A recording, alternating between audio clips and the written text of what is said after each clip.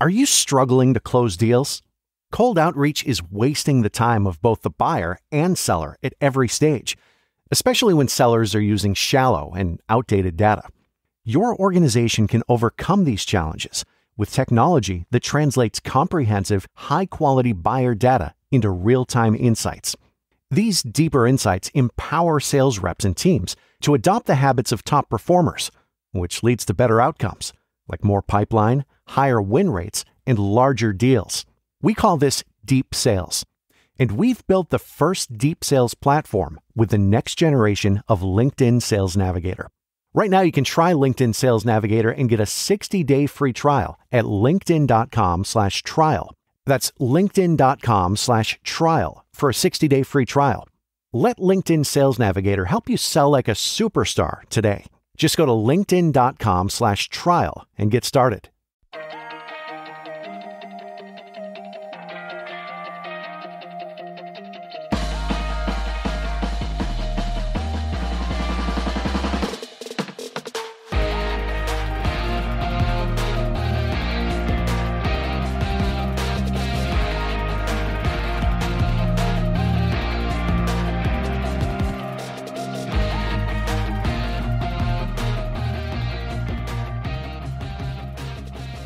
Everybody to Criminality, the podcast we started because we just love true crime and reality TV. We don't think loving them is a crime. Sometimes we do recaps. Hi, Melissa. Hi, Rebekah. How are you?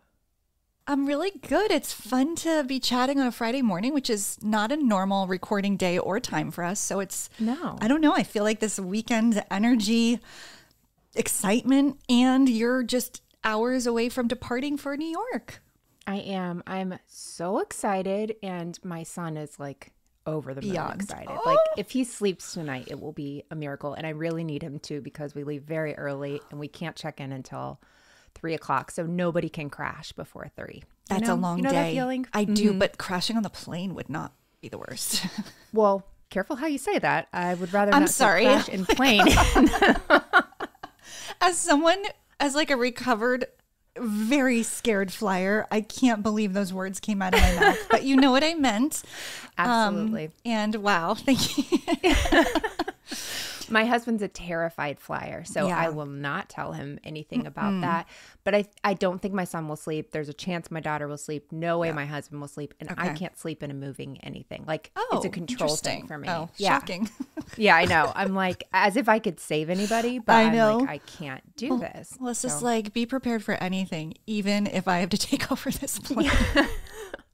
I mean, if everyone else is asleep, guess who's going to have to come to the rescue? That's very six of you. The people. Yeah. Well, I'm a 4, and in true form 4 fashion, I just always look to the airline attendants, right? So the flight attendants, I'm just always reading if they're worried, and I've been on one flight where they were terrified, I was toast, just a puddle.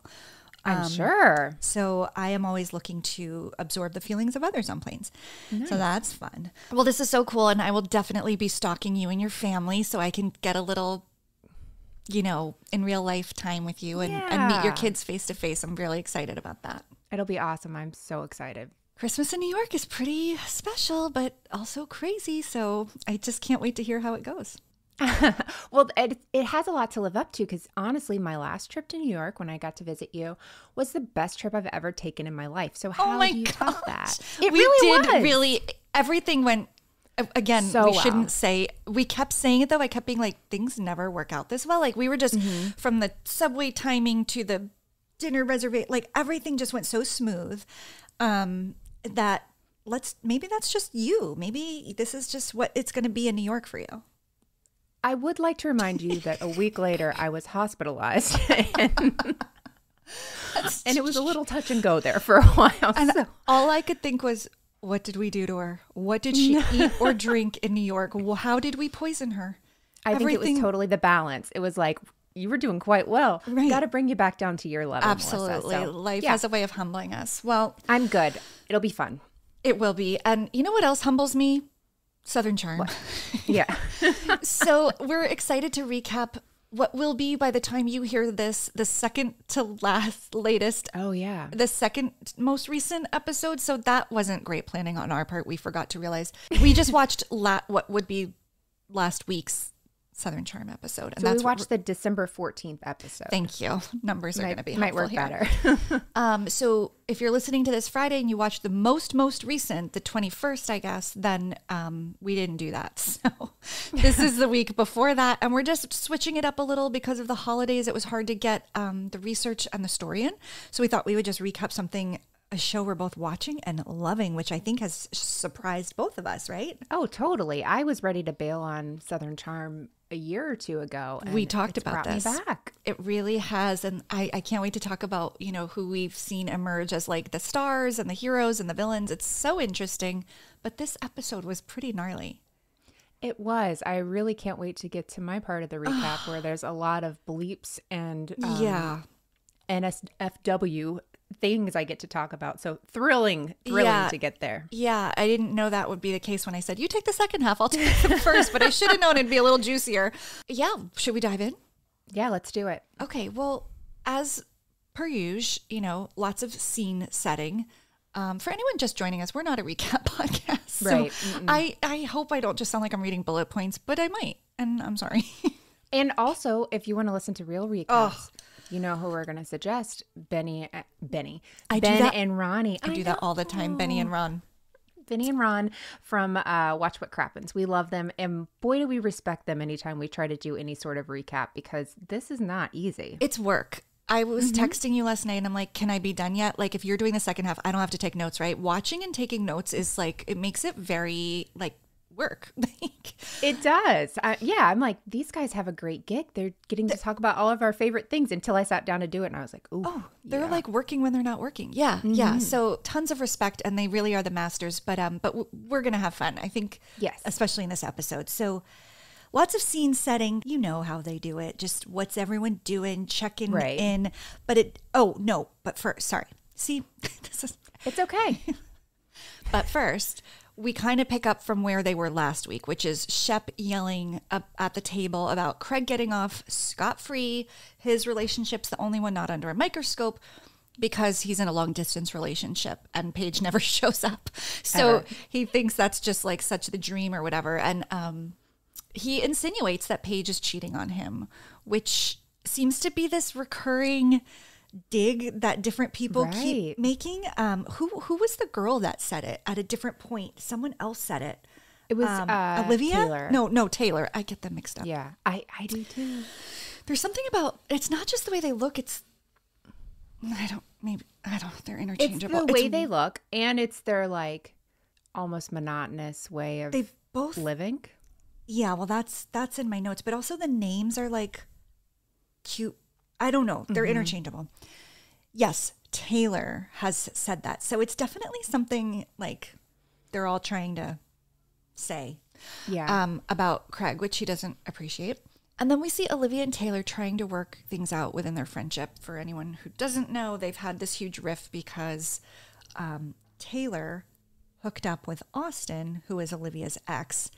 Taylor had just broken up with Shep, and it was kind of this like revenge make out, maybe more. Yeah. TBD. Yeah. TBD, and like we still don't BD. Yeah. People are acting like that was proof last night, and we'll get there. I think that might be in your half. I can't remember, but it is. So they're trying to work things out, and Taylor's just weirdly resistant to just saying, I am so sorry. Like, she's really just, I know she's already apologized. And I don't think she's the biggest villain in the world. It's not like she did something. It's just weird to me. Is it weird to you that she's just kind of like digging her heels in the ground, kind of like, well, I said what I said. I did what I did. Like, yeah, it feels very Shep adjacent. Yeah. To just like be like, I don't know what more you want from me. And everybody's like, a genuine apology and to act like you care. And that's not what she's giving them. Yes. And Olivia, for all her like, I don't know. She's very boring. Rebekah, she's so boring. Boring. I know that's not what you're going with, but no, I was gonna say lukewarm about like she's just a lukewarm person. Like she's not cold and icy. She's not hot and like hot-headed like that. Either of those would be more interesting. She's so tepid, like just tepid water. But I was impressed here because she's holding her ground. She's like, of all the F-boys in Charleston, seriously, you had to choose Austin to get back at Shep? And I'm like, that's a great point. Yeah. But they are the ones on the TV show together. Makes sense. So Craig comes back to the table, and then Austin is talking to Madison at the bar when Venita comes over. I loved this. So Venita starts talking to Austin, and they're chit-chatting, and Madison's like, shut up. Like, we're trying to listen over here. And she reminded me of the guys in the opera seats in the Muppet Show, the two old men who were like, we're watching a show over here, and they have like their own side show going on. So then really it goes back to Olivia and Taylor, and Olivia essentially ends the friendship. She's like, I don't know how I can be friends with you. You know, this is like, where do we go from here? And yeah, I think that is really fair and an important boundary to draw. So these two, okay, this goes back to the tepid, boring thing. Right. This is one of the most dramatic things you could go through with a girlfriend, right? Right. You are fighting over like a man. It's like, I mean, I don't want to say, I can't put us in this scenario. It's just not right. We're married. We've never met each other's husband. It's just too weird. However, if we did, like, even in their biggest like fight, it was so like not dynamic. It was just so constrained and like weird. It's weird to me that somehow the center of this season's plot has centered around these two women who I think are less interesting than every other woman that's ever been on Southern Charm. Honestly, like I promise you, I had to keep looking. I like kept a tab up with their names because I get them that confused because they just don't bring a lot. They found themselves in these situations where like drama is around them, but my gosh, are they boring with it? But it just goes to show, like, I mean, a tale as old as time, pretty blonde, white, like you're just gonna carry a story. It's just so disappointing. Yeah, true. And that is the common denominator, right? Like there's nothing else they're hanging their hat on. No, it's like the guys on the show. They're tall, right? Like that's their thing. Exactly. And we will get to that because Austin just basically, you just sounded like I know, the song. Did you mean I was excited. No, as soon as it came out of my mouth, I was like, Bapa so perfect. So these two, I'm just like, how? So Olivia goes to the bus and she's crying on there. And then sweet Venita goes and it's like, scoot over. Like, I didn't know you were out here. And, you know, Venita, I've got mixed feelings about. Like, I was thinking about Crystal on Beverly Hills. She's not Crystal. She's not doing nothing. But they don't give her a lot to work with. Like, we don't have her boyfriend on the show. No one in the group seems to like listen to her other than Madison. I feel like the guys are very dismissive of her. This is the first episode where I actually saw real interaction with her. But I find her to be adorable and interesting and like kind of thriving. And I would like to see more opportunities to see what she would give us. Right? They're just giving her nothing. No, and like we finally got something from her, and I was like, yes. This episode I really feel like built to a great, like it was a good Venita episode, and her style, and I just thought she looked so great throughout Jamaica. So she's so cute. So she goes on the bus to kind of comfort Olivia, and then Craig is essentially doing a roll call per bus, like deciding which bus to get on, which I found really funny. I would do the same thing. I would too. Assess the situation. And so he's like, okay, we got JT, Rod, Taylor. She's crying. And Austin's like, yeah, I don't think I want to go on that bus. I'm like, that's a good idea. And then Shep comes onto the bus where Olivia and Venita were. And like, I'm pretty sure other people were there now. Maybe Madison? Madison was there for sure. Yeah. And then Shep's like, I told her you just need to apologize. And he's like yelling about Taylor. Yes, about Taylor, but it sounds like it's directed at Olivia. Like, you just need to apologize. Right. And so Venita's like, excuse me, what does she need to apologize for? And he's like, I meant Taylor. And like, it was way too harsh. It was like, he didn't recognize that in the moment. He didn't recognize that he was being so unclear. And it completely sounded like he was talking about Olivia apologizing. So then Venita was like, okay, well, don't talk to me like that. And then basically she was like, get the F out of our bus. Yeah. Nobody wants you here. And that was a great moment. Oh, it was great. And she said, you can talk to other girls like that, but you're not talking to me like that. I know. And I'm like, Venita, dig into this. Like, Yeah. You've been silenced too long. Because I don't But think I don't want silenced. her. I don't want her to have to date one of these terrible men. No, to get the spot. But that's like how the other two got the spot, right? Like that's It's how. true. Just why Don't do it, can't her Anita. dude be in the mix? I know he's in New York I or whatever, know. but like get him to Jamaica. Like So's why couldn't? Paige. Right. Well, I know. Like at least we get her on FaceTime, which Yeah. I love every second of. Okay, so we rejoice because Shep gets out of their bus. Then Craig and Shep make up outside the bus, and they're all like broing and like, man, I don't want to fight. And I hate every second of this because I feel like they almost do it to juxtapose. Why do I try to use words that I have no business You do a using? great job. No, I like just follow you. juxtapose. Yeah, I was going to say juxtaposition, but it's to juxtapose, to highlight the difference between like the way the guys are handling the conflict and the girls. I feel Right. like it was to like make this point like, oh, they can't get over this, we can. Right. And it was just so shallow and I hated it. Yeah. I mean, they're the worst. They're the worst. But the worst is that I always end up finding Craig so likable because they are so terrible. And I don't find him likable on like Winter House. No, But he's on this, kind of a because monster in Winter House. He's horrible. But But on yeah. this, I'm like, Craig's very likable again. Well, right. The bar is low. It's all relative. So he ends up really emerging as the hero of this show. And he's also the comic relief. He's genuinely funny. Like, it must be why Paige sticks around because she has a great sense of 100%. humor. And I don't think Craig knows how funny he is, which makes him even funnier. Yeah. I don't think he's purposefully funny. No, I think he just is accidentally hilarious. Exactly. And I think actually when he tries is his downfall. So real quick before we move on, I'd like to talk about something that's been bothering me all season. And I say this with no judgment or shade, but have you noticed that Madison kind of talks out of one side of her mouth? No one's I talking about haven't. this. Watch her next time and it's like she favors one side, and I just wonder if it's like sometimes there's like muscle things or like a Bell's palsy which like freezes half your yeah, face. yeah. But she's never said anything and it's very subtle. But I was just wondering if anyone else noticed, so I needed to say it. Okay. I find Madison to be everything. I love Madison. I want her in every scene. She just dishes it and she dishes it and she dishes it. And she's truly like, you know how I am about Amanda on Summer House? I'm like that about Madison. She's just like a perfect looking human. Like I just She is a stare beauty. at her. She's a beauty.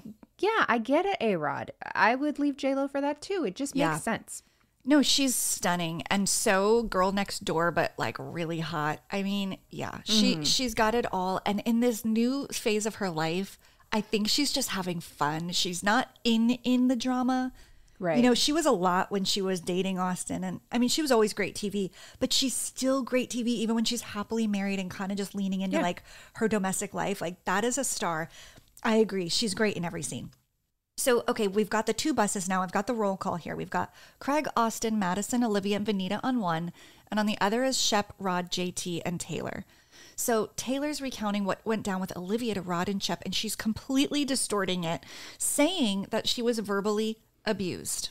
And this, it's like Taylor did this really bad thing that I think many of us would be willing to get over if she handled it differently, but then she keeps kind of just making it worse Yeah, agree. by like Big time. saying, you know, no one's getting mad at Olivia or Austin or like, and then saying she was verbally abused because Olivia was very firm and was not, I don't think she was No. verbally abusive at all. I don't think Olivia has like the vocal capacity to be verbally abusive. Like she's so monotone. Like Exactly. I don't know how you can, and even the things she was saying, it was just like, I can't be your friend anymore. I agree. So I just think Taylor's terrible. And also, where was this outrage about being verbally abused when she was in a relationship with Shep, Yeah. All the who time. actually verbally abused her? Oh, totally. And it's documented on camera a million times. But those two are like weird two peas in a pod in a very toxic way. Like I never understood how they made sense until this season. And I was like, oh, okay. You guys kind of both fight dirty. And I don't know. There's something about both of them that I'm like, okay, I kind of see it. I agree with you. And I think it was just a slower reveal for Taylor. Like we knew this about Shep. And I think Taylor like disguised it well, or he tainted her and like ruined her. I don't know. Totally. But you're right. She fights dirty. She does play dirty, and she is kind of thriving on this conflict and drama, I would say. Olivia, I guess, makes Austin apologize for saying I guess he said something about her being on some carousel of emotions, and that was an unfair statement. And I agree. The one thing that I do think is interesting that Rod says, poor Rod and JT, more on them. But he's like, I think Austin and Olivia are trauma bonding during that whole thing. And I think that's exactly right. I think Olivia was really vulnerable given what had happened in her family. And that's something so specific and unique that Austin shares. So their friendship was kind of rekindled, but then it's all conflated with this horrible betrayal. Right. What a horrible thing to be going through at a horrible time in your life. Yeah. So then, thank God for Madison, she comes out in JT's blue cabana striped set and impersonates him, and I died. And she's just great. She's just being JT, and it's literally cutting back between her doing an impression of him and him like having said basically the same thing. She's saying like, I respect women. Like, yeah, it's like she does I just love her. She's just very confident, and that and that I think is also what's missing for Olivia. I don't know about Taylor, but Olivia's not super confident, I would say, as a person, and that really translates on camera. Yeah, and I think she's younger, and I think she's some of that you get with age. Yeah, that's that you true. Either get confidence or you don't care. One of the other. Right. That's true. That's true. Then Craig impersonates Shep, which wasn't as funny, but kind of was, because he was getting the sentiment right, but he didn't have any like Shepism at all vocally, But it was funny because he was nailing it, because in the other bus, Shep was literally saying what Craig was doing. Like, so Craig was like, I'm Shep. I'm good. Are you good? Everything's fine. Except I sound more like Shep than Craig did. Totally. And then in the other bus, Shep's like, I'm fine. I'm fine. Are you fine? You don't seem fine. I'm fine. So he's just so scary. And so he gets some therapy, girl, is what I say to Shep. Oh, wait. But you missed the shaking leg. That right, was my favorite of the impersonation. Right. But someone says, but you got to shake your foot. And I think it's Madison. It's Madison. Because of course it is. Because she's the comedic genius. And so he's like, right. So then they just have this amazing montage of Shep's crazy foot. Like that is. Like, I don't know what that is. Unchecked anxiety or something. Yeah. Yeah. Something speeding up his system.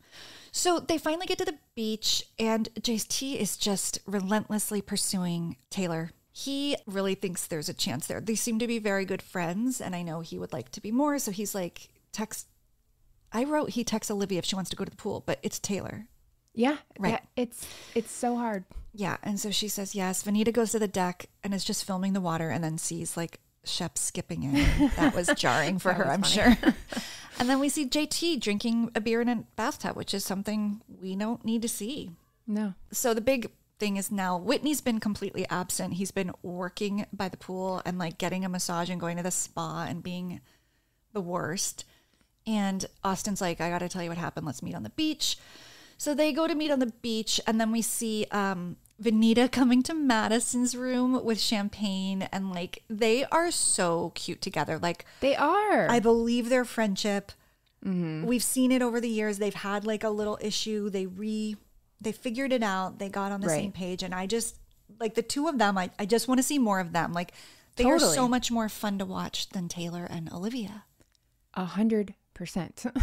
Also, this is a scene full of people texting each other, and we're seeing all the texts, and I want to ask why. Lots of texts going like, let's go to the pool, let's go to the beach. Then we, of course, have the quintessential Craig FaceTiming Paige. He fills her in on what's going on, and Paige is she just doesn't care. Like, she has the confidence and the not caring, even though she's not super old. I think she's like 30 maybe.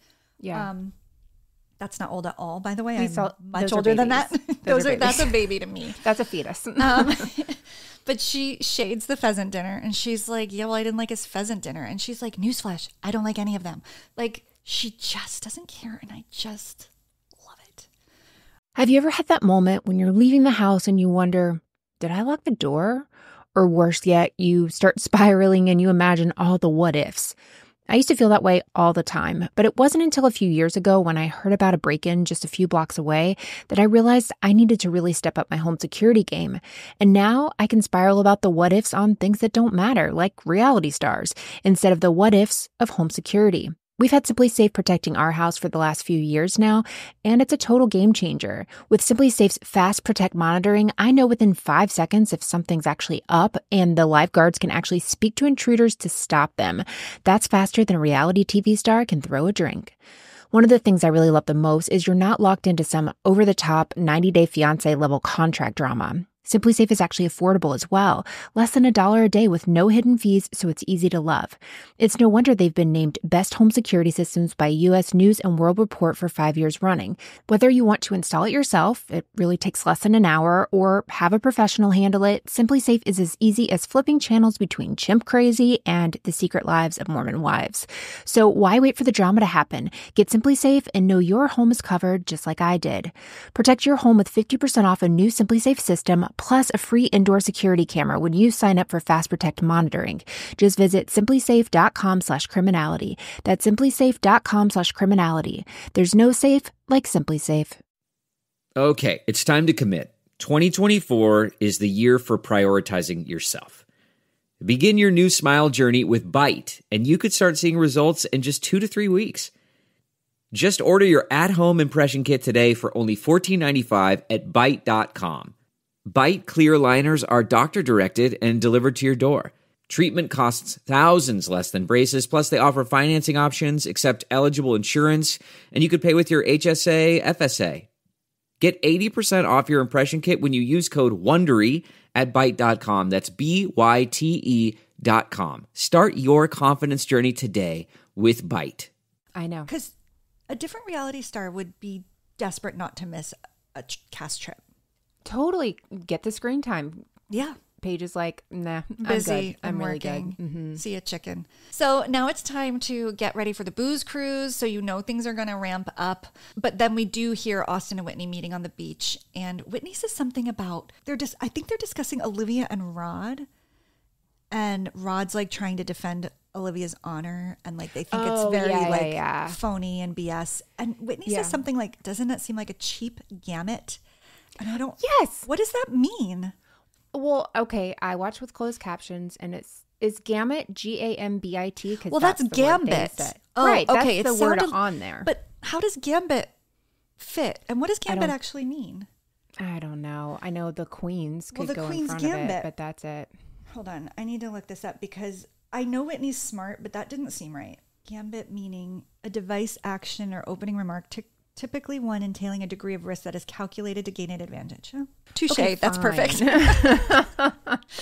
Okay, so that was a gambit. It's just, that's a weird word to just throw into everyday conversation. And I know I like words, but okay. This is the moment that Austin solidifies his place forever in history as the worst D-bag F-boy of all time. Basically, he's talking about how Rod and JT are saying that Austin's saying Shep and I are the terrible ones. And then he says, but guess what? Shep and I are the ones who landed the girls. So maybe you should take a page out of my book, pal, and be a man. He's disgusting. He is the worst. And the worst is he and Shep both try to play the nice guy and pretend to be the nice guy. Can't be stupid and smart. But as soon as the mask drops a little bit, it just slides completely off their face. Like they can't keep it together. That's exactly right. It's like you reveal yourself through actions, but also believe people when they tell you who they are, like Austin just told us. Yeah. So cut to JT and Taylor.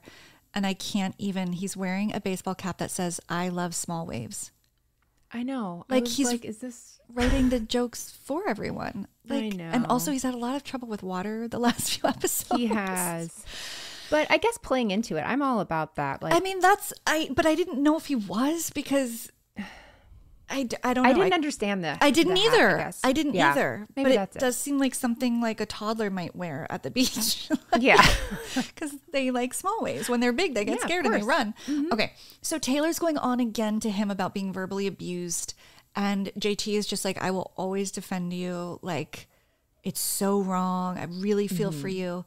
And blah, blah, blah. And then Taylor tells the camera, like in the confessional, that girls just always like bad boys. And she wishes she had feelings for JT, but she just doesn't. Girls like guys who aren't into them, etc. Okay, but I don't entirely disagree, because if someone was ever too nice to me, like, of course, if I went on a date with them or something and they were too nice, what's your motivation, pal? Like, I'm not that trust great. it. So I do not trust anything. Yeah, everything that comes out of your mouth is a lie. There's no way you like me this much. You don't know me. So I get that, and I do too. Does that? It's too much too soon. Like, later on, fine, but when you're just getting to know somebody, they're not perfect. And don't treat me poorly, but like, if you act like you like me too much, I'm not into it. It's also, he has no edge, and like, I like a little edge. Like, I want a sense of humor. And Rod, in the beginning of the season, when he was first, like, whatever he was doing with Olivia, going out for like picnic lunches, sandwich or something, on a bench,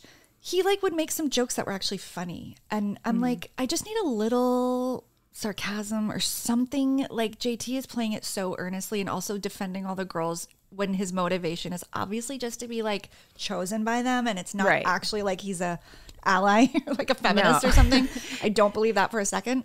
So I agree with Taylor too. Like, yeah, unfortunately that is a lot of the times how it goes.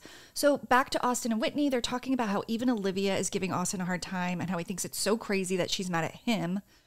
And then, oh my gosh, there's that swing on the beach, and Madison, Vanita, and Olivia are on the beach taking pictures, and the bodies on these three.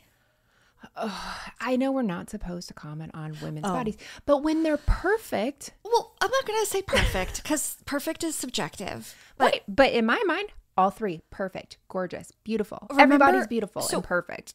I've been doing Pilates for 4 weeks, and I'm starting to see the definition of a calf, and I feel like wearing a leotard in the streets. I'm like, look at this body. And then I see them on that swing, and like, there's no flattering way to sit on a swing in a bikini. No. You can't hide an imperfection. No, you can't hide anything, which is why you'd never find me on a freaking swing in a bathing suit. When I saw that, I was like, that's my nightmare. I would my nightmare. Flip myself off of it just to not be, captured on tape with that. Their skin is even. There's muscle in the right places. There's curve in the right. Like, they have different bodies too. Like, Vanita's really tiny and petite, and like doesn't have huge boobs, and Olivia's tall and thin, and Madison is like a bronze goddess. Yeah, like very kind of Jessica Simpson. Like, yeah. At one point, I've always thought she has a little of that, but I think like I don't know. It blew my mind just because we had babies. I never was in that world, but like Olivia was sitting down, and I was like, I couldn't even pinch her stomach. There was like, nothing. Weren't you looking? I was staring to be like, she has like a 6-pack almost. Like, there's like nothing. There's no pinch. It's wild. All bodies are perfect. All bodies are beautiful. We're working in our bodies. I want to make mine stronger. We all have our goals. But I can also appreciate how freaking gorgeous they looked. I am so glad that you honed in on that scene too, because I was just like, my gosh, they have so many cameras around them, and they were so comfortable. And I'm like, I could never. I know. I literally would have just walked off. I would have walked into the water and just not. Yeah, just a slow submersion, just like disappearing. Like, except the water's that would clear. Be my picture at the top That's the worst part. Is the water's so clear, they'd still be like, oh, you can run, but you can't hide, Rebekah. Okay, so that was cute. They were just cute, and then Whitney and Austin are still like talking, and Whitney's like, this whole Olivia Taylor Shep thing is exhausting, and for once I'm like, I agree with you. Oh, one thing, like before kind of they get on the booze cruise, is that Olivia is talking to Taylor again, and or maybe she's doing this in the confessional, but she's just like, forget what happened with Austin. Now I'm just questioning your character. It was in the confessional. And I was like, yeah, a little bit that. Like, maybe she just really got rotted by being with Shep for so long. Honestly, that might have ruined her. I don't know, because she seems like she was some good girl before, or at least pretended to be one. I don't know. I can imagine that would rot you. That's what I think. So. It's like, I don't know. What did they say? You can't hang out in a barbershop. If you hang out in a barbershop long enough, you'll get a haircut. Oh, I know one about like if you hang out with pigs. Mine is more southern. I can't remember how it goes, but it's something about hang out with pigs. That's really funny because this does seem like a very like barbershop urban, like. Yeah. So then it's on to Montego Bay for the booze cruise, and I believe this is where I passed the baton. Yes, this is. So they are getting ready to board the Yacht Club of Jamaica, and Madison, as they're all walking up, says, my boat name is going to be called Sea Cup. And I was like, that's so That clever. is so funny. So cute. I love it. So everyone takes off their shoes. Thank God they don't zoom in on those because I can't stand when places do that. And this part feels very below deck. Everyone taking off their shoes to enter the boat. I was okay, where's Captain Sandy? And so they meet Captain Sardine. He is the captain of the ship. Obsessed. They'd love to do this on trips like this. Like for Americans, I swear they're like, what's the dumbest thing we can do? Because these idiots will love it. And we do. And Shep, what's the first thing he says? Oh, Captain, my captain. How dare he? I know. I memorized that when I was younger. I know still a lot of it, but like that's so impressive. Well, I don't go around saying it to captains. No, exactly. He's so obnoxious, but Moby Dick is like I love whales, so. There you go. And actually, that reminds me, I did not learn that one. I learned a different one. At Flanders Field. That was the one. I don't know that. In Flanders Field, the poppies grow between the crosses, row on row. I don't know anymore. What was I that probably from? did. I don't know. I think it was just a poem that they made us learn. Yeah, that's it. There goes my culture. Back to pigs. Okay. So everyone's hanging out, and Craig says in a confessional, all your worries kind of go away when you're on a boat. And next thing you hear Austin yell, I really want to jump off. And I just like those two conversations being one behind the other. And then Craig says, if you see someone having a bad time on the boat, they probably suck. Or they have like motion sickness. I was going to say, or they're not feeling well. There's a lot of reasons you might not be happy on a boat. I know. I mean, I think I typically would be, but stormy weather, bad weather, that sort of thing, that might take it out of me. Yeah. But is this when he says something about colors too? Oh, I think so. Someone says something about seeing colors you only see out there. And that was nice. Yeah, it was Rod. And I wrote the one guy. And then I wrote the quote. So I was like, did somebody say it? Yeah, it was Rod. All these colors really don't exist anywhere else. And then Shep interrupts, of course, and says, I snorkeled here back in 2001. Yikes. I mean, I'm Shep's age, so that's fine. But it's just in contrast to his peers. And in that group, I wouldn't put a year on anything, possibly even the year I was born. I just wouldn't. I would say I've been here and snorkeled before. It was a while ago. At the time. Yeah, it's an invitation for Taylor to say, I was in first grade. Oh yeah, that was disturbing. I wish he would take this in when he would says these things and they respond like, this is weird. Yes. And so Shep laughs about that. He's like, that's insane. I was crushing red stripes when you were in first grade. Red stripes are there a couple times, but before that, I had never heard of a red stripe. Oh, really? Is it just an alcoholic? It's a beer. Beverage? Beer? Okay. Mm-hmm. Never heard of it. Mm-mm. So I was like, wow, are they trying to push this on us? Like, what's her face? Lisa from Real Housewives of Miami and her new Aroma 360 or whatever. That's what it felt like. What a joke. I want to say it might even be Jamaican beer, which is why. Okay, maybe that would be why. It's from Jamaica and the Netherlands. Weird. Okay. Good combo. Okay, here we go. Vanita's sitting down. She's looking for food. Taylor says they have fruit and fritters. And then I wrote in all caps, someone's foot is on the table. And I realized it was Shep's. It was either on the table or so close that like. Too close. That food is tainted now. I can't touch that. Ew. Of all the feet too. Of all the feet, yes. And so Shep says, hey, Vanita, last night was a huge misunderstanding. It escalated stupidly. Then we get the flashback and them getting into it. And the big thing he said was, are you out of your mind? And that was the thing that stuck with me. Like, sir, no. Yeah. So they apologized to each other for screaming because they both realized that they were really understanding the opposite thing. Yeah. And then they were really mad. She was like, I was so mad. Yeah. I said, Vanita said she was so mad, and Shep laughs like an imbecile. He like absolutely laughed like an idiot. So Shep is talking to Captain Sardine, and he says, Captain Sardine, as in a single sardine? Usually there's a can of them. And the captain, not chef, says, I outgrew the can, which I thought was cute. I love that. That's like deep. That's the 4 in you. I was just like, that's funny. And you're like, it's wow. Cute. It's like another way of saying, like, you know, becoming a butterfly out of the cocoon. Yeah. It's like, I outgrew the can. Like, bigger and better now. That's definitely a pig barbershop thing because So the captain says, you're going in, don't touch anything or don't pick anything up unless it's gold or silver. Don't know why I wrote that.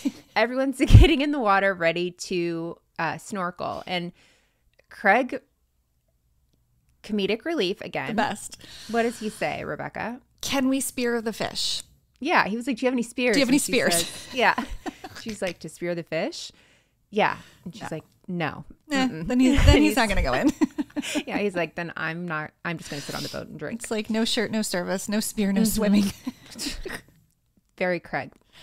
Love it. And like, do you think Craig knows how to go spear fishing? No. I don't think so at all. He would just be literally throwing spears in the ocean. That's terrifying. That's like back to his little knife into the wall. Yeah, the butter knife injury. He does have a thing for like blunt objects. Or not blunt. And not knowing how to handle them. Yeah. So we go between basically Craig and Madison talking and everyone's swimming. So Craig and Madison are talking and she says, how bad do you want to go home? And he says he doesn't. He wants, he loves Jamaica. And she's like, no, I mean to see Paige. And he's like, oh, Paige and I see each other like every 4 days. So this is just like one of those 4 days. Then he says, Paige told me to go get tan and come home and blank me. And I didn't watch it through. I took notes on my first round. So I am writing this down and I'm like, there's no way Paige said that. Yeah. And of course, Paige didn't say that. Right. She wouldn't have said that. Yeah. Because Madison's like, wait, she said that? He's like, no, she didn't. Oh, wait, that was like a fantasy. It was good. So Madison and Craig are talking and he's like, Paige has a girl crush on you. And Madison's like, oh, I have a girl crush on her, whatever. And then Madison's like, are you going to move to New York? And he said, I've thought about it maybe for a couple of years, but ultimately Sewing Down South is in the South. It's in Charleston. Everything, their warehouse, all that stuff is there. So it makes sense why he would have to stay there. Yeah. And also, did you ever see that becoming a thing? I think about it all the time. It doesn't make sense. It's like of all the businesses on Bravo, like I know, how did we get here? I think Craig is one of those like very lucky fools. Like, you know what I mean? Oh, totally. A little bit of the golden touch. Yeah. And Madison was like, well, what happens if she won't move to Charleston? And he goes, well, I guess we'd break up, which Madison gasps. And they played this weird Nintendo music is what I wrote it down as. I remember that. Like, that's funny.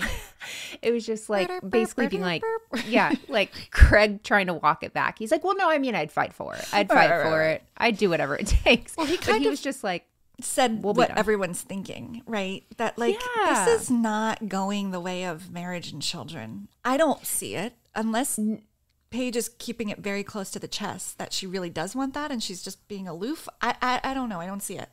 Yeah, I don't either.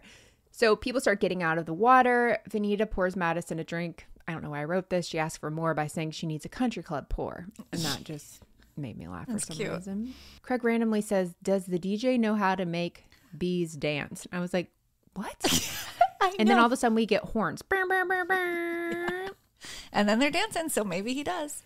How terrifying was that? Didn't you feel like we were back on Adriana's Miami's hot video? That was so much worse when those women were trying to dance. For all their Latin soul, those women could not put two steps together.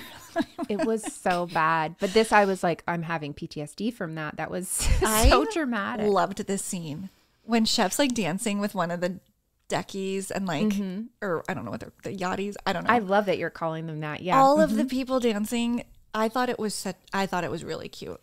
It was cute. And then my favorite part is Craig sees Vanita doing the electric slide. I know. And he's like, she knows this dance? How does she know this dance? I gotta learn this dance.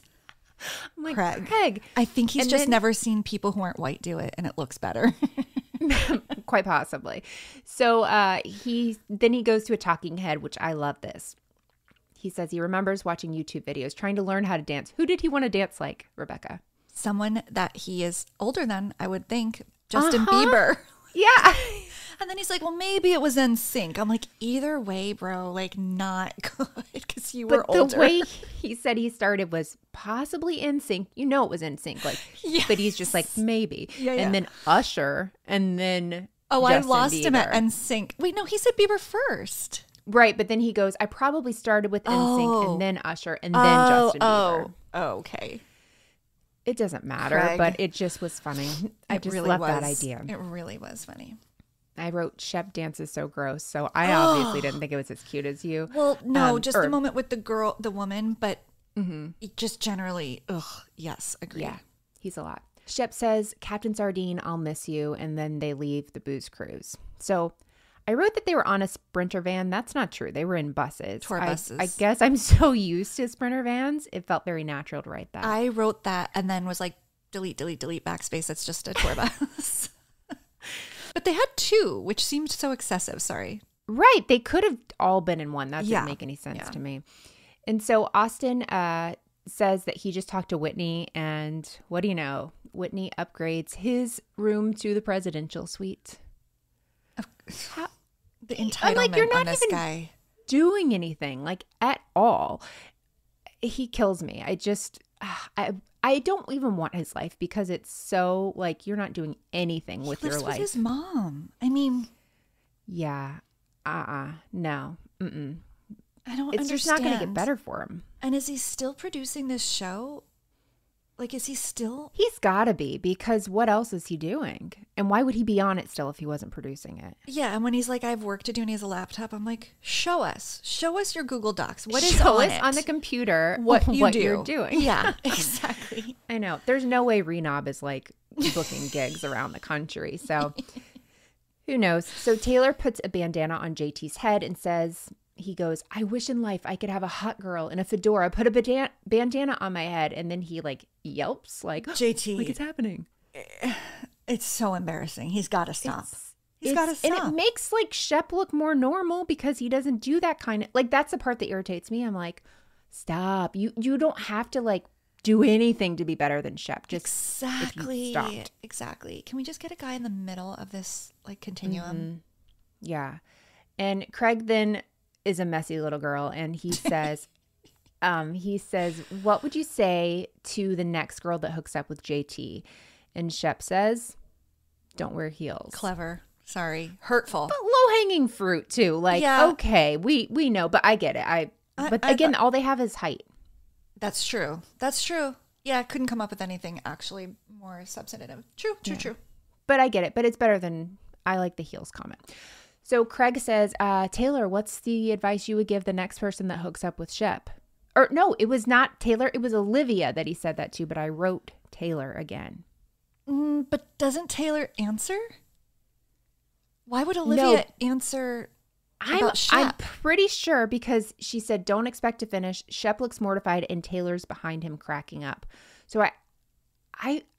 We don't know. They're the same person. Right, so, but that makes it more interesting Melissa? I think you're right, but that makes it more interesting to me that Taylor or Olivia had that response at the ready, because that's kind of like, yeah, well, okay, I guess don't quote me on that. You're gonna have to watch the episode, guys. Well, we both did, and we're unsure, so yeah, let us know. Did we get that wrong? Yeah, please. So Shep looks mortified, like I said, and Taylor is behind him cracking up. Whether she said it or not, pointing at him like and nodding yes emphatically. Yeah. So this is all very uncomfortable for me to say, but I'm just recapping. So Shep doubles down and says, I'll finish and you'll still be hanging out. And then someone, probably Madison, yells, selfish, because that does sound like something Madison would be screaming. And it also sounds like how Shep would be. And he, of course, doubles down on this too. But Craig says, Shep and I are polar opposites. And basically that also includes the bedroom. Okay, thank you, Craig. Don't need any more information. Yeah. Austin says much of the same. And I just don't even want to repeat it because I don't believe him, first of all. Yeah. And he's gross. No, I feel like he was trying to kind of call back to when he had those multiple girls in his apartment when Madison came through and there were more than one. And I think he's playing into this, like, I'm a sexual beast or whatever. So the quote was, I'm not a selfish lover. I want everyone involved to have fun, whether it's one person or three. And so that's back to Madison. Yeah. Madison. It's just insane right now. It's insane right now. So Shep says, again, I'm just recapping, I don't care as long as I get what I need and I'm not going to go through a whole production. Then there's... a shot of Taylor in a confessional saying, I can count on less than 3 fingers how many times it was like that, but she doesn't say anything, so you can imagine that's anything. I choose not to imagine what she meant by that. Okay, finally we're done talking about that. Okay. Go ahead. After Shep said that, if women are still sliding into this beast's DMs and like coming up to him at bars, like, girl, save yourself. Like, why? I know. He just absolutely, he's for him. And that's all it is in every aspect of his life. He was on Watch What Happens Live, maybe, I don't know when, a couple months ago, a month ago, I don't know, no sense of time. But they were talking, playing one of their games. And he was like, I'm actually a very generous lover, is what he said to Andy. Because Andy said something about something. Anyway. But who, I mean, so it's just interesting that he said that. And now basically here he's really saying the opposite. And I believe this more. Opposite. Me too. Yeah. Okay. Now we're about to get off the bus. We see a shot of room service going to Whitney's room, bringing drinks. I don't know if it was bringing food. I think I just saw drinks. Okay. They get to the hotel. Dinner's in an hour, so they're all going to get ready. Except Shep, Craig, Austin, and Madison all go up to Whitney's room. And for some reason, Shep tries to open the door with his shoulder by running into it. He's so stupid. Like, that hurt. I'm like, you think? Yeah. Yeah. Madison sees Whitney and says, "Holy Elvis Presley." And that's exactly what he looked like. But like Elvis has entered the building. On the toilet, Elvis Presley. It wasn't a good look. So now it's a room tour of his hotel. Shep says, "Is this the Shangri-La?" Shangri-La. But he said Shangri-La. I mean, I wrote it down as he pronounced it, but I could have written it down wrong because I was like, what? No, I'm sure he said it that way. I definitely checked out this half because I was so exhausted from note taking. So I'm relying on you for the rest of the narration. All right, let's get going. Austin sees a bedroom and says, "This is where the magic doesn't happen." And I was like, I like that one. Shep goes to sit down. He's like, "I want to hang out. I don't want to get ready for dinner." And Craig's like, "I showered this morning." He literally looked like death. They're like, so gross. I know. Madison's like, "No, you guys need to change." And then Shep says to Austin, "You should change." And Austin says to Shep, "I do change." Shep says, "It's hard for you to change." Austin says, "You can't change." And then Shep says, "And that's a problem for whom?" And Austin says, "Anyone you've ever met in your life ever." Oof. That was a good read. Yeah. It was interesting, right? Because they were talking about showering and changing, and then it was not about showering and changing. Yeah. Pot meet kettle, though, these two. So Shep's like, "I have a lot of good friends and I don't need you." And then Austin's like, "Well, I care about people and I'd never say that to you." And then Shep, in his whole Shep era, "You care about people. That's rich." And Craig, of course, is a messy bee who loves drama. And he says, "Why don't you tell him what you really think? You're mad that he hooked up with your girlfriend." I applaud you, Craig. I applaud you. Messy bee, but also complete mediator who's been to like 3 therapy sessions, and it shows. He's like, what I hear you saying is actually. Exactly. So Shep's saying, "No, he's making it about me. It's a deflection off of him." It's just going back and forth. And then Shep says, "Are you sure you're okay? Because you're on page 6. Not looking so great, bub." And then we get the page 6. Zing. Yeah. Austin and Taylor hook up, scream. And so Austin says, "You don't look so okay." Shep says, "Why? Because I'm nice?" Austin, you're nice when you tell Taylor it's fun to cheat on her? That's not nice. And then they, of course, show that clip. Yeah. And Craig says in a talking head that Shep is finally realizing that his best friend hooked up with his girlfriend and he really can't handle it. And so Austin starts talking and he says, "She came on to me, mother effer." And Shep says, "I never heard that because you've never been honest with me." Okay, it gets weird here. Whitney hops in and is like, "Let's recreate it."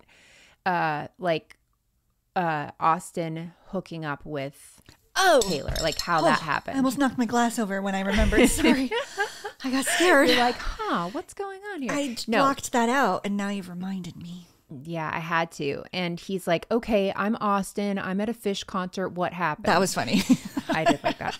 And Austin comes up behind him pretending to be Taylor, turns Whitney's head and plants a fat one on him. Like, he really was trying to do something there that I was just like, what is your point? Like, I didn't love this. To shame her. To shame Taylor. That's the whole thing. To be like, also, I wasn't into her, she was into me. I think to be like outrageous. And I'm like, just, it's not, I don't know. Like, yeah, I'm a bro kissing my friend. I don't know. Yeah. And to shame Taylor by making it look like it was completely her. Yeah. Yeah. And so Craig says, that was weird. Because it came out of nowhere. All of a sudden, really Whitney's like, let's recreate it. Yeah. And so Austin says, this group can't allow the fact that Taylor and I effing, and there's a pause, and Shep says, what? And he said, made out and moved on. So obviously they think he meant sleeping together, but he was just using effing as an adjective, and that's what it was. What do you think? Do you think it was on purpose? I can't tell. I could definitely see him saying effing hooked up, but I also, there was a weird pause.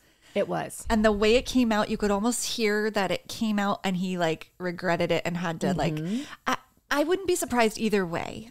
I wouldn't be surprised either way, but I could see why you would interpret it as they actually did the deed. Yeah. But also I thought like, okay, if I've ever said something, not lying to somebody, but if I'm trying to keep a secret or something, I will, or if I'm trying not to say something, you've been a witness to this, it comes out. And so I could see like trying to take it back, but it's already coming out. It's coming to the air and you have to like save it. And then you have to think about it. Qualify it. Every day. Yeah. We have all been there. So Madison says, Shep, that's the first thing you and I ever agreed on, that both of them think that's what, Austin was trying to say. And then Austin, of course, tells her to shut up. And then he calls her a bored housewife. Madison leaves. That's his new thing. I think he says it to her twice this episode in two different scenes. And it's like, she's the opposite. Like, she's a thriving housewife. Did you not see that she won like Yard of the Month or something? She's doing quite well for herself. And she gets to go on vacation, sans husband and kid, and just have a grand old time. And she gets to look like she's that living the dream. Morning. Like just waiting around to get pregnant. It's like, looks great to me. It does. So now we're at dinner and Taylor's there first. Then Olivia arrives in a top that's sparkly. And Taylor says it's very Britney Spears, which at this point I'm surprised either of them even know who Britney Spears is because they're so young. I know, that's true. They're younger than Britney Spears. It's a weird reference for them, but it was a very Britney Spears top. I'll give them that. Yeah. Okay, so back to the guys. Shep says he's been kind to Austin considering he hooked up with his girlfriend a month after they broke up. Austin saying, I took your lead. Continued chaos. Back to Taylor and Olivia. They're like trying to make small talk, but they don't really like each other. So it's just awkward, of course. Back to the boys. Shep says, you don't give an F about anyone but yourself. Austin says, really? Shep says, when it comes to women. Austin says, I want you to look in the mirror. And that's true. I hate when Austin tells the truth because he's terrible too. I know. That's the worst part about this duo is like sometimes they're right, but it's also usually applies to themselves and it's just such a mess. It is. Oh, Shep says, I used to be 34 and I was a scoundrel, but you're a total scoundrel, which that was like not the dig you think it is. Yeah, like that was weird. That made no sense. But if it was 1942, that would be the hottest dig you could give somebody. Scoundrel is dated. Yeah, that's like a dad word. I'd like to bring it back. Shep says in his talking head, after this hookup that, Taylor and Austin had, he ends up going to Australia with Austin for 3 weeks and Austin doesn't share anything. And I get how that would irritate you where it's like, you had the time to tell me. You could have told me. Yeah, fair. So fight's over. Shep's going to change. Whitney says, thanks so much. Had a really nice time. Also, Whitney, I'll take that. And Whitney says, you even ran Madison off. Which is pretty hard to do because she will stay as long as she wants to. She has her own thing. So true. It's great. Back to girl dinner. They are just sitting there, the two of them, drinking water, not talking. If I believe that what happens between them, the awkwardness and the silence and the discomfort and if nothing had happened between them with Austin and Shep, this is what every scene with them would be like. I know. I was going to say it wouldn't be any different. They it's not don't have anything to actually say to one another. they act like it's tension, like the music, and I'm like, nah. It's just them not knowing what to say. Exactly. So Vanita comes down, and then Madison comes down. It's still kind of awkward, and Madison says in her talking head, "What am I even doing here?" And I agree. Oh gosh, Rod walks up to Olivia. He's there, and he says, "Is this seat taken?" And it was like 30 seconds before anybody said no. Like, obviously it's not. Ugh, stop. Him and JT like trailing after them. It's just when they watch this back, they're probably just, I hope they have the self-awareness to be like, ooh, that was too much. You're giving them a lot of credit. But JT comes next. What's up? Good to see you. Sorry I'm late. Had some work calls. I don't buy that, but continue. That's when Craig and Austin come in, and Olivia says, "You're only 45 minutes late." Craig has an open shirt, and JT calls him a stripper. That was actually kind of funny. I don't remember any of this. All the way down. Oh Craig was like all the buttons. Madison says, "You need to go one button up," and he says, "Whatever, Tinkerbell." And that was cute because she was in like a little green outfit. She looked like Tinkerbell. She does, now that you say it. I was thinking mermaid because of her hair was like kind of like wild beachy. I loved it. But yeah, Tinkerbell too. That's cute. That's cute. I mean, it was like a funny. It was affectionate. Yeah. Yeah. Austin says to Vanita, "I think Whitney and I just made out." And she's like, "What?" And Craig was like, "I thought we were talking about Austin and Shep fighting it out." Craig will bring up the drama. I love him for it. Like, it's his job. Let's give it. Yeah. Honestly, I think Paige is like, "This is all you need to do. Yeah. This is what I've got for you." Yep. So then Taylor says, "So Austin and Shep fought it out, and then Austin and Whitney made out?" And JT says, "You know what happened? This is the biggest plot twist of a trip I've ever heard of in my life." I'm like, calm down. Yeah, calm down. mean, but yeah, you're right. Whitney walks in. Someone says, "What's up, Elvis?" I'm enjoying all the Whitney slander. And Whitney's like, "Oh, you know, my room has a jacuzzi now," and that he and Austin, quote, took a jacuzzi together, and then says, "Yeah, we made out." What are they trying to do? I don't know. They love doing that on these shows. Yeah, like, I hate two guys it. Kissing. They just have to do this. It's hilarious. Yeah. So Madison, not to be outdone by Craig's messiness, says, "Which kiss was better?" Oh, yeah. Yeah, to Austin, "Whitney or Taylor?" Craig's like, "What did you say?" And so she repeats it. And Austin says, "Madison, you're nothing more than a bored housewife." But Shep is the one that has said that previously, right?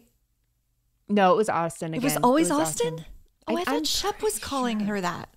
Okay. It makes more sense for it to be Austin. Yeah. Okay, go ahead. And so Madison says, this is what, not a good comeback, I didn't think. "If that's your dig at me, goodbye. Lights out. Don't talk to me." Madison, you can do better. Really? She should have like leaned in and been like I'm like I don't know. There was a better way. I don't have it. We can't help you, Madison, but you should have helped yourself. Absolutely. Yeah. And so Austin says to Olivia, I guess, "You don't have to talk to me." And Olivia's like, "Oh yeah, I'm content with the conversation last night. I don't need a second one." Shep talks about the boat being fun. Everyone says, "Thanks, Craig, because he set this up." Sure, right. Sure, Craig. Craig gets a W. Shep said, "I've never loved anyone as much as Captain Sardine." Okay, like that's just a dumb thing. But also I could see Shep saying that to hurt Taylor because he knew she was going to hear that. Even if he's kidding, because it seems like Taylor's like upset. She's like, "I don't get it. Why is everyone laughing?" And that could be a number of things, Taylor. We don't have time to explain all those things to you. Yeah, and Shep is vindictive. I never thought about that, but that he very much could have said that as like a loaded statement. You're right. Yeah. And so now Taylor stands up for reasons unknown and says, "I know I was quiet last night, and there are conversations happening the last 2 months. And for the sake of myself and my own well-being, I want to put this to rest." And then it cuts to everyone being shocked, and then to be continued. See, I think I didn't even watch that last part. Honestly, I wouldn't blame you because it started petering off towards the end. It really did. It was a fun episode, but it kind of was like, let's wrap this up. So she's going to make some big declaration. Did they show a coming next time or no, just to be continued? No, no coming up. Because I don't even remember. I didn't write it down if they did. I don't think they did, though. I think we both were tapped out. We were like, we're exhausted. Yeah, it was a little much. So what do you think her big declaration is? Is it just going to be a regurgitation of what she's already said? Is it going to be something new? Is she going to say, "We slept together, it's over"?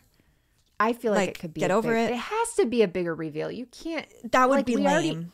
she's already admitted that they've made out or whatever. So there has to be more to it for sure. Okay. Well, that'll be good. Yeah. Is that the season finale? Not yet. I don't know. I can't keep up with these shows. Either. There's too many going on at once. Oh my gosh. No kidding. And also thank you to Bravo because it's been amazing. But like, I haven't even gotten to my 90-day shows. There's been so much. It's, you have to prioritize things, and Bravo usually tops the list, at least for me. I know. Well, that was a really fun episode and a fun recap. Good job. It was. We made it through. That's what I say. We made it through because I got a little worried there halfway through my note taking that I would not survive the rest. I got worried halfway through my note talking to you. I'm like, is this English? What am I saying? No, I know. I felt the same way. And then at some point I just started using everybody's initials. Yeah. And I was like, who is this? We're going to JT this whole cast. Yeah. Maybe that was my my inspiration for that. Yeah. Yeah. Well, I am looking forward to the next episode, which will have aired last night when people are listening to this, but really good season. Let us know if you guys are also watching this season the way we are, just devouring it. It's just gotten so good, despite the two protagonist females and males being the worst. The worst. Yeah, agree. The worst. So you may remember that we put out some fun question best of Bravo reality TV superlatives. And then we took people's answers. We asked, like, who would be the most likely to call Dr. Moon if they were sick? And then we compiled the best answers or the most popular ones, and we put them into a poll. And I have official data analysis, no analysis, just numbers, to share with you, Melissa, and our listeners. Do you want to hear?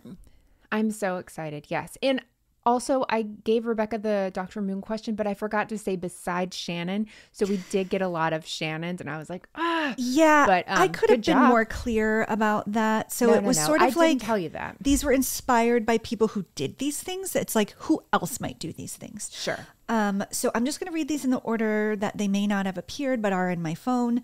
And if you guys didn't participate, that's okay. This is still going to be really fun. And if you did, thank you so much for participating. It was really fun to read your write-in answers. Some of them were just made me howl. So good. And if you don't follow us on Instagram, it's at criminalityshow, and we do sometimes fun things like this. But we try to post. Okay. So most likely to date John Jansen next. Melissa.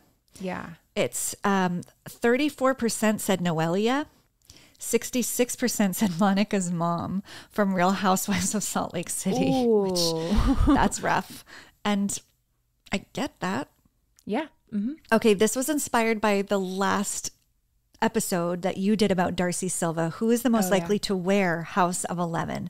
This is an interesting split. So almost 50%, there's 3 answers, said Brittany from Vanderpump Rules, well, formerly. Nailed that one. That is... We got a lot with that, and I'm like, I hadn't thought of her, but 100%. And then it was split between the remaining votes between Adriana on Miami, which also yes, and Teresa, which great job. All of them would wear that. Do you know what I forgot though? In my episode, there were actually celebrities that wore House of 11. What? And while you're doing this, I'm going to look ironically it up or with all sincerity. I mean, I think their publicist gave it to them or something. Sure.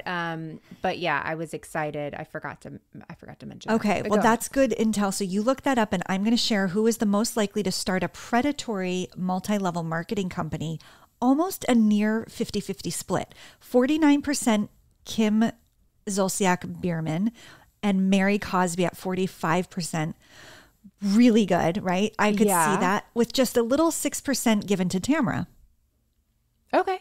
Actually, and Tamara's the one that owns like a company. But is it MLM? I don't know. No, I don't think it is, but I could see her. No, I don't see her as much. I don't either. I think Kim and Mary, absolutely.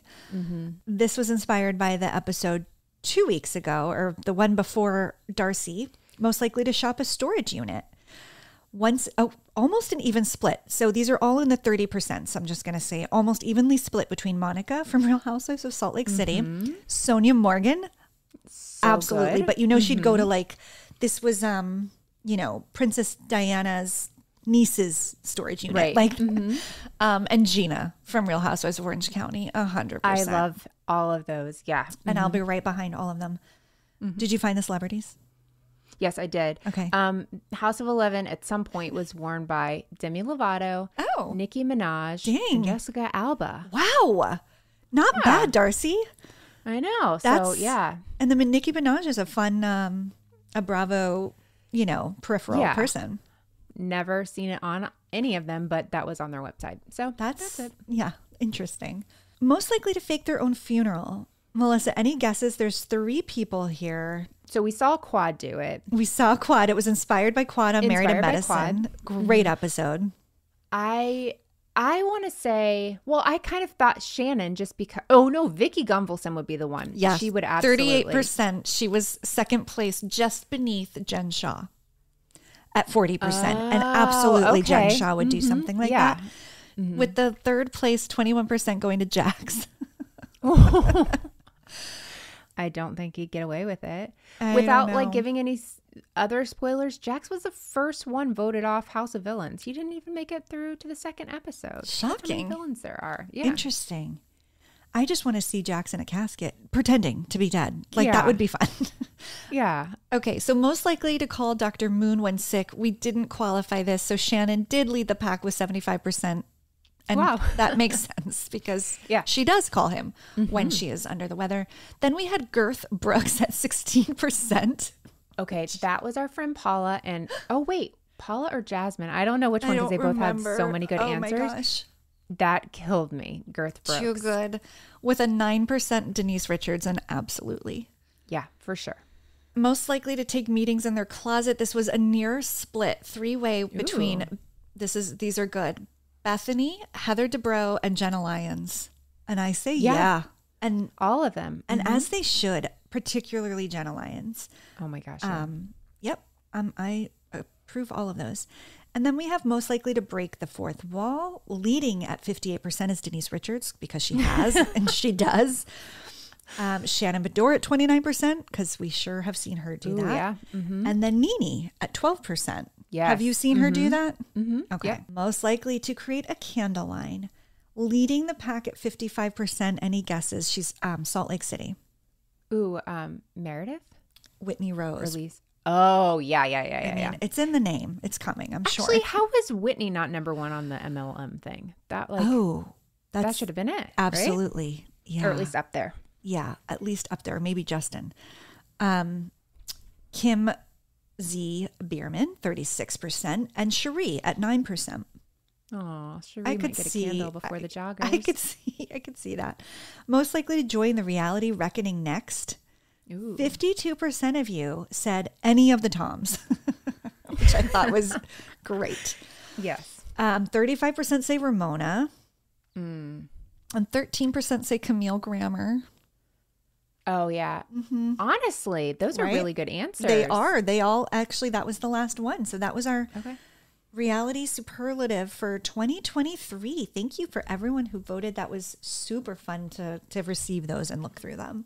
It was. There were a few that I absolutely just cracked up at right out of the gate. Like the original answers were just, so good. So good. I love how people's minds work. Yeah, you could see where your brain is going. You're like, oh, yeah. So good. Great. So this is the last episode of the year because we come out every 2 weeks. And for new listeners, anyone here that hasn't listened before, welcome.